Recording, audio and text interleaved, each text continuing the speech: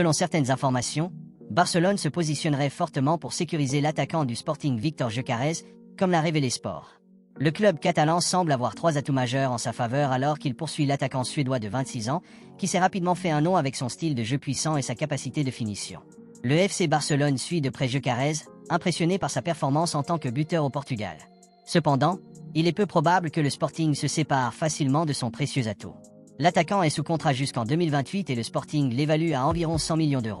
Pourtant, des rumeurs laissent entendre que Gyökeres a conclu un accord avec l'équipe qui pourrait lui permettre de partir pour une somme inférieure à l'évaluation annoncée par le club, soit potentiellement autour de 60 à 70 millions d'euros.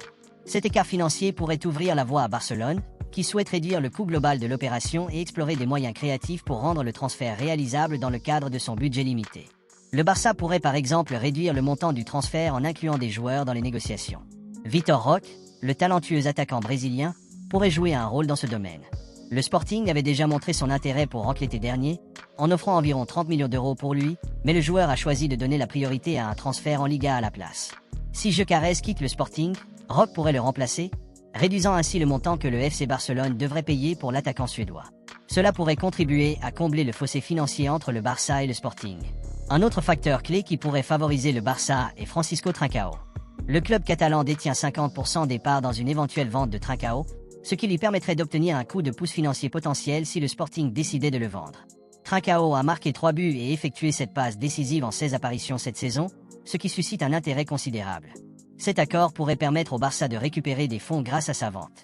Essentiellement, la poursuite de Gyökeres par Barcelone repose sur 3 facteurs: la possibilité d'un montant de transfert inférieur d'environ 60 à 70 millions d'euros, l'inclusion de Roque comme remplaçant potentiel du Sporting et l'effet de levier financier de leur participation dans le futur transfert de Trincao. Enzo Fernandez est récemment devenu un sujet brûlant en Première Ligue, suite à la décision d'Enzo Maresca de le laisser sur le banc lors des 3 derniers matchs de championnat.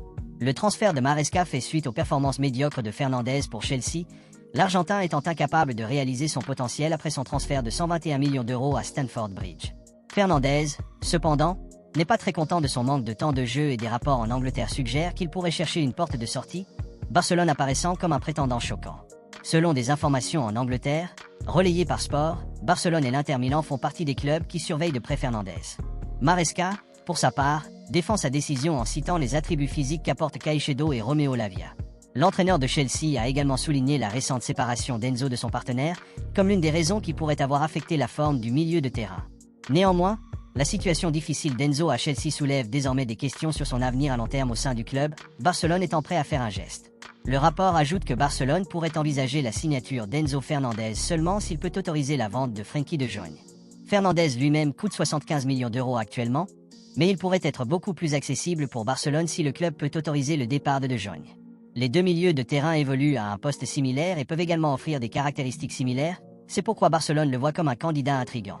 Cependant, la poursuite de l'Argentin par les Catalans dépendrait de nombreux facteurs, notamment compte tenu des performances de Marc Casado, couplé au fait que Marc Bernal reviendra en pleine forme la saison prochaine. Des rapports récents de Sport indiquent que Barcelone suit de près le prochain match du Real Madrid contre l'AC Milan, en mettant l'accent sur la recherche du talentueux attaquant, Rafael Leao. Leao se trouve actuellement dans une situation précaire à Milan. Son avenir avec le club est incertain, surtout avec les spéculations qui le lient à plusieurs équipes d'élite, dont Barcelone. Le match contre le Real Madrid représente donc une étape importante pour l'ailier portugais, lui offrant l'occasion de démontrer son talent à grande échelle. Le timing de cette confrontation est particulièrement avantageux pour Leao, compte tenu des tensions persistantes entre lui et son entraîneur, Paulo Fonseca. Récemment, un incident s'est produit lors d'une pause d'hydratation où Leao et son coéquipier Théo Hernandez ont manqué de respect à Fonseca en restant sur le terrain au lieu d'écouter ses instructions. Cette altercation s'est produite il y a près de 2 mois et depuis, la situation de l'attaquant ne s'est pas améliorée. Il s'est retrouvé sur le banc lors des 3 derniers matchs de Serie A. Bien qu'il ait été titulaire contre Bruges, il a été remplacé après seulement 60 minutes. En raison de cette forme irrégulière, Leao n'a marqué qu'un seul but cette saison. Ce manque de performance, combiné à la pression des transferts potentiels, signifie qu'une performance exceptionnelle face au Real Madrid pourrait être vitale pour sa carrière. De plus, ne pas réussir à impressionner pourrait avoir des conséquences désastreuses sur son avenir, car sa valeur marchande a déjà commencé à baisser. Si Leao continue à avoir des difficultés avec la régularité et que sa position de titulaire à Milan reste incertaine, il pourrait bientôt devenir une cible plus accessible, contrastant fortement avec la forte demande et les prix qui l'entouraient il y a quelques mois à peine, ce qui serait une idée pour Barcelone. Le Brésil a produit une série de talents de haut niveau ces dernières années, dont la plupart sont partis en Europe pour accomplir de grandes choses, tandis que d'autres ont échoué. Barcelone, à cet égard, a été la malheureuse victime de l'échec des Brésiliens à percer en Europe, avec les récentes signatures de Malcolm, Arthur Melo et Vitor Roque, actuellement prêtés au Real Betis. Néanmoins, le club continue de surveiller de près le marché brésilien et comme le suggèrent les rapports, il semble que l'une des principales cibles du Barça au Brésil soit sur le point de déménager en Europe. Comme le rapporte Diario Sport, le joueur en question est Ryan, la star de Vasco da Gama qui devrait rejoindre l'Olympique lyonnais. L'équipe française a soumis une offre officielle de 14 millions d'euros et en raison des liens de propriété du club, le transfert devrait être sanctionné assez facilement.